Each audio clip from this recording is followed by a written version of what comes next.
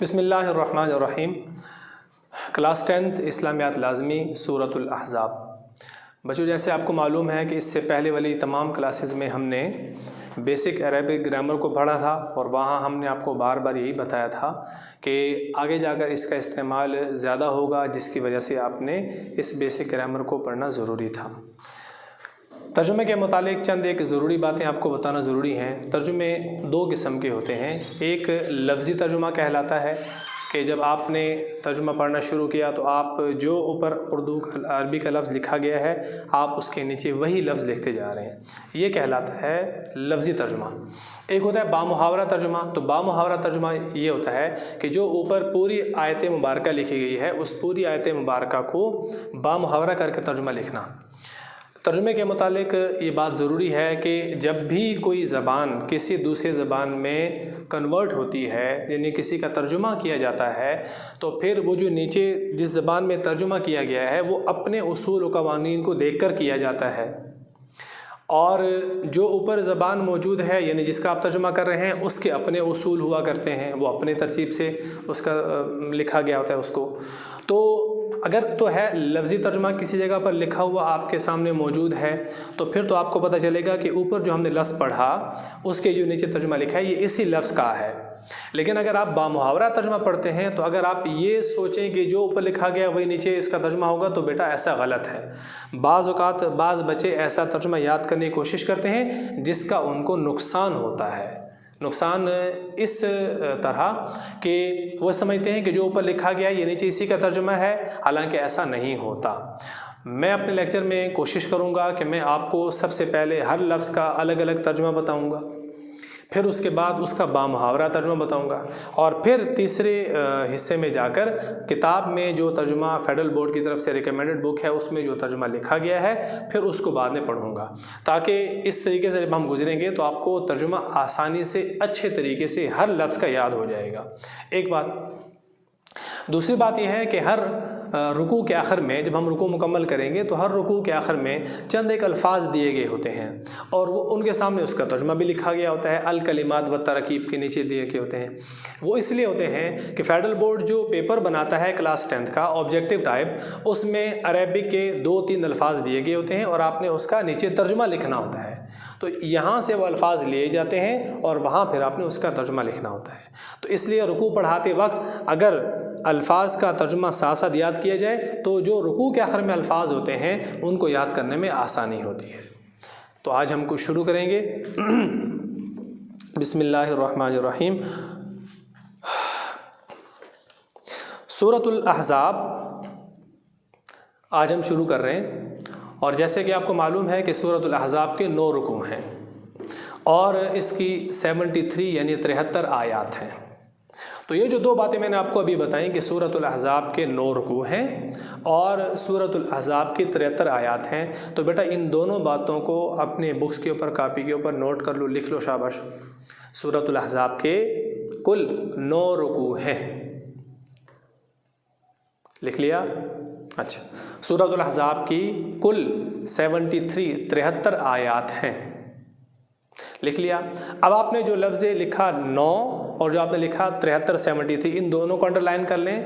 تو بیٹا یہ پاس پیپر کے 2 MCQs آپ کو میں نے بتا دیے۔ پاس پیپر فیڈرل بورڈ کے 2 MCQs آپ کو بتا دیے۔ پہلا MCQs آپ کو کیا بتایا کہ سورۃ الاحزاب کے 9 رکوع ہیں، اس کو نوٹ کر لیا آپ نے۔ دوسرا، سورۃ الاحزاب کی کل کتنی آیات ہیں؟ تو کل 73 آیات ہیں، دونوں آپ نے نوٹ کر لیا۔ اب میں ترجمہ کرنے کی کوشش کرتا ہوں۔ اعوذ باللہ من الشیطان الرجیم،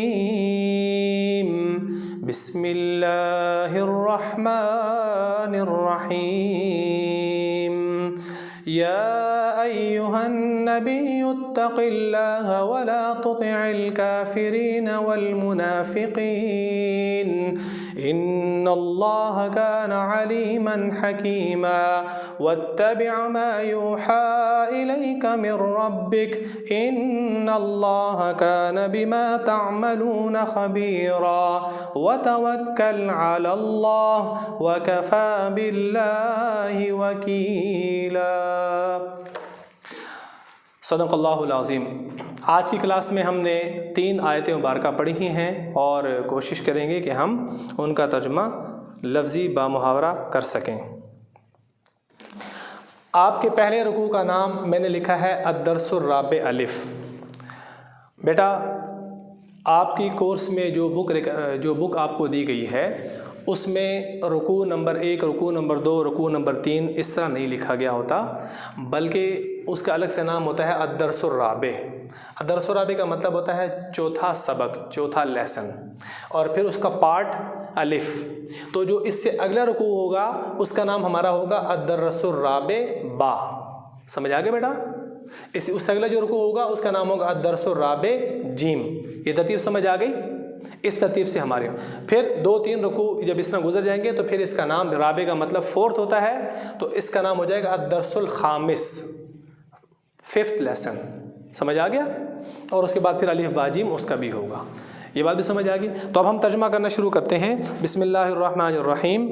یا ایھا النبی، آپ بیٹا کتابوں میں دیکھیے، یا ایھا النبی اتق اللہ ولا تطع الکافرین والمنافقین۔ یا ایھا النبی، اے پیغمبر صلی اللہ علیہ وسلم، اے نبی صلی اللہ علیہ وسلم، اتقی، آپ ڈریں، اتقی، آپ ڈریں، اللہ، کس سے؟ اللہ تعالیٰ سے۔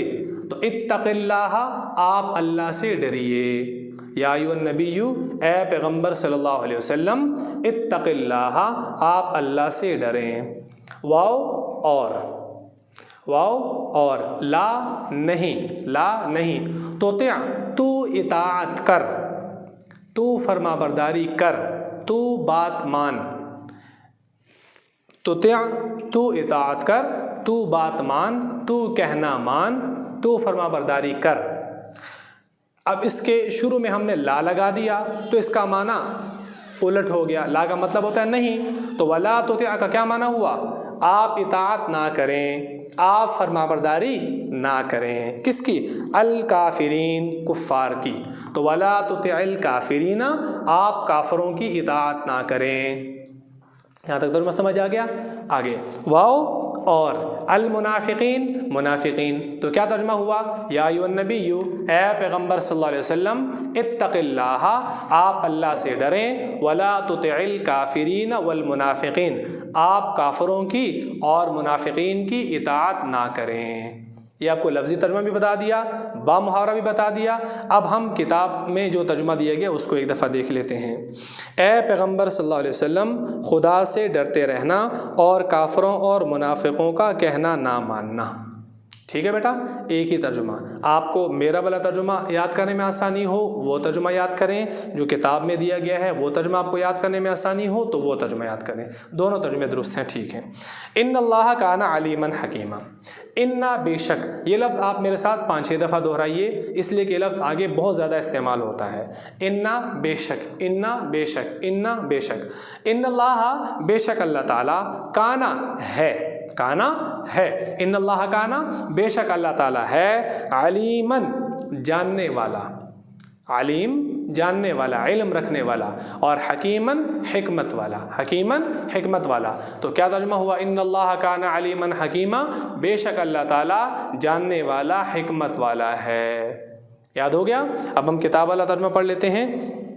بے شک خدا جاننے والا اور حکمت والا ہے۔ تو یہاں تک آج ہماری 1 نمبر آیت مکمل ہو گئی۔ اب ہم آیت نمبر 2 شروع کرتے ہیں۔ واتبع ما یوحی الیک من ربک ان اللہ کان بما تعملون خبیرا۔ واتبع، واو کا مطلب اور، اتبع، آپ اتباع کریں، آپ پیروی کریں، آپ حکم پر چلیں، ماں، اس چیز کی۔ ماں کے عربی میں بہت سے معنی آتے ہیں۔ ماں کا مطلب نہیں بھی ہوتا، ماں نہیں بھی ہوتا، ماں کا مطلب کیا بھی ہوتا ہے، ماں کا مطلب جو کچھ بھی ہوتا ہے۔ یہاں ماں کا مطلب جو کچھ ہے۔ واتبع، اور آپ اتباع کریں، ماں، جو کچھ، یوحا، وحی کی گئی، یوحا، وحی کی گئی، الیکا، یہ بیٹا لفظ وہ ہے جو ہم نے بیسک عربک گرامر میں پڑھا تھا۔ کیا پڑھا تھا؟ ہم نے پڑھا تھا الا کا مطلب ہوتا ہے کی طرف، اور کاف 7واں لفظ تھا۔ 7ویں لفظ کا مطلب ہوتا ہے آپ ایک مرد۔ تو الیکا کا مطلب میں نے آپ کو بتایا تھا اس وقت، آپ ایک مرد کی طرف۔ یہاں ہم ترجمہ کیا کریں گے؟ آپ کی طرف۔ समझ आ गया बेटा। वत्तबिअ मा यूहा इलैका, आप इत्तिबा करें उस चीज़ की जो वही की गई आपकी तरफ। मिन रब्बिक, मिन का मतलब होता है से, रब का मतलब होता है रब, और का बेटा वही सातवां लफ्ज़ है जो अभी पीछे गुजरा। का मतलब आप एक मर्द, तो रब्बिक आपका रब, रब्बिक आप एक मर्द का रब मतलब आपका रब, और मिन का मतलब से, ये भी आपको ग्रामर में पढ़ा चुका था मिन। तो मिन रब्बिक आपके रब से, आपके रब से। तो आप इत्तिबा कीजिए उस चीज़ का जो वही की गई आपके रब की तरफ, आपके रब से। किताब वाला बामुहावरा तर्जुमा पढ़ लेते हैं। वत्तबिअ मा यूहा इलैका मिन रब्बिक, और जो किताब तुमको तुम्हारे परवरदिगार की तरफ से वही की जाती है उसी की पैरवी किए जाना। इन्नल्लाह काना बिमा तामलून खबीरा। इन्ना, जैसे कि आपको मैं पिछले आयत में बता चुका था, मेरे साथ दोहराइए। वजह कि ये लफ्ज़ बार बार इस्तेमाल होता है, यहाँ फिर दूसरी आयत में इस्तेमाल हुआ। इन्ना का मतलब बेशक, इन्ना का मतलब बेशक, इन्नल्लाह बेशक अल्लाह ताला, काना ये लफ्ज़ भी पिछले आयत में हमने पढ़ा था, इसका मतलब होता है इन्नल्लाह काना बेशक अल्लाह ताला है, बिमा जो कुछ, माँ भी हम पिछले आयत में पढ़ चुके थे, माँ का मतलब जो कुछ, इन्नल्लाह काना बेशक अल्लाह ताला है, बिमा जो कुछ, तामलूना तुम अमल करते हो, तामलूना तुम अमल करते हो, तुम काम करते हो, खबीरन का मतलब होता है बाखबर, वाकिफ़, जानने वाला, खबीरन बाखबर, वाकिफ़, जानने वाला। तो इन्नल्लाह काना बिमा तामलून खबीरा, जो कुछ तुम करते हो अल्लाह उससे बाखबर है, अल्लाह उससे वाकिफ़ है, अल्लाह उसको जानता है। ये हमने लफ्ज़ी और बामुहावरा तर्जुमा कर दिया। अब किताब वाला तर्जुमा देख लेते हैं। बेशक खुदा तुम्हारे सब अमलों से ख़बरदार है। तो यहाँ तक हमारी 2 आयतें मुकम्मल हो गईं। तीसरी आयत मुबारक हम शुरू करते हैं। व तवक्कल अलल्लाह व कफ़ा बिल्लाहि वकीला। वाव का मतलब और, तवक्कल आप भरोसा करें, तवक्कल आप भरोसा करें, आला, आला मैं आपको ग्रामर में पढ़ा चुका था, आला का मतलब होता है पर, व तवक्कल अलल्लाह, और आप भरोसा करें किस पर, अल्लाह पर, व तवक्कल अलल्लाह आप अल्लाह पर भरोसा करें, व कफ़ा बिल्लाहि, वाव का मतलब और, कफ़ा काफ़ी है, कफ़ा काफ़ी है, बिल्लाहि अल्लाह ताला, वकीलन, वकील का मतलब होता है काम बनाने वाला, कारसाज, वकील का मतलब काम बनाने वाला, कारसाज। तो वकफ़ा बिल्लाहि वकीला, अल्लाह आपको बतौर वकील, अल्लाह आपको बतौर काम बनाने वाले के काफ़ी है। अब इस आयत मुबारक का बामुहावरा तर्जुमा देख लेते हैं। और खुदा पर भरोसा रखना और खुदा ही कारसाज काफ़ी है। तो आज हमने बेटा आपको 3 आयतें मुबारक का तर्जुमा पढ़ाया।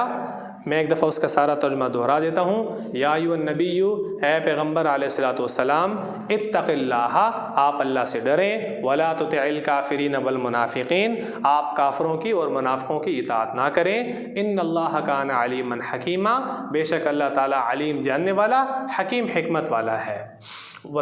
वत्तबिअ मा यूहा इलैका मिन रब्बिक आप इत्तिबा करें उस चीज़ की जो आप पर आपके रब की तरफ से वही की गई है। इन्नल्लाह काना बिमा तामलून खबीरा जो कुछ तुम करते हो अल्लाह उससे बाखबर वाकिफ़ है। व तवक्कल अलल्लाह और तुम भरोसा करो अल्लाह पर। व कफ़ा बिल्लाहि वकीला अल्लाह ताला बतौर वकील के बतौर कारसाज के काफ़ी है। तो आज के सबक में आपको सूरतुल अहज़ाब की 3 आयतें मुबारका का तर्जुमा पढ़ाया। इंशाअल्लाह अगली क्लास में आयत नंबर 4 से हम तर्जुमा शुरू करेंगे।